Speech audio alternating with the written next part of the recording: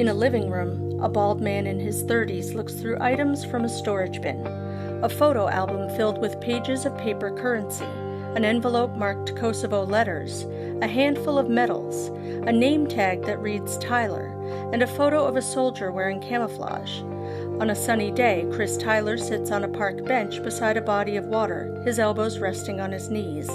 There was definitely concerns about going into the CPT program. I mean, there was a fear of what if I go in and it brings back a bunch of stuff and I leave worse. Chris stands by a gas station pump. There was a fear about, right now I can maintain my life somewhat. What if I go into this thing and I can't maintain anymore?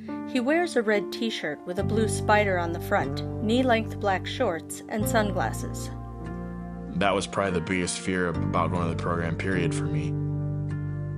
Coming out possibly worse than I already was. His blue eyes narrow and stare directly at us. It was just do or don't, so I chose to do.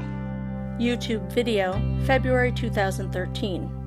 Chris plops down into a chair.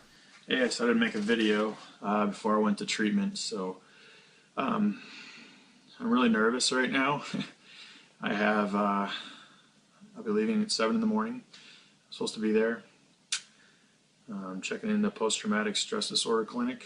There'll be 32 other vets who went through similar situations and things like I have, and hopefully after 22 days I'll come out a happier and better person and not feel so anxious all the time. Chris entered the CPT program in February of 2013. His first assignment was to write an impact statement. Chris leans over an open book. So the first week you have to write your impact statement. Write everything down as far as, what was going on with our life. Here's why I'm here. Basically, it talks about my traumas. Not specific traumas, but what it had affected on my life.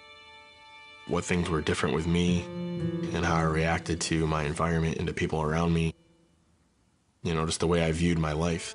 Outside a moving vehicle, thick woods rush by in a blur. Now, Chris rides a bicycle.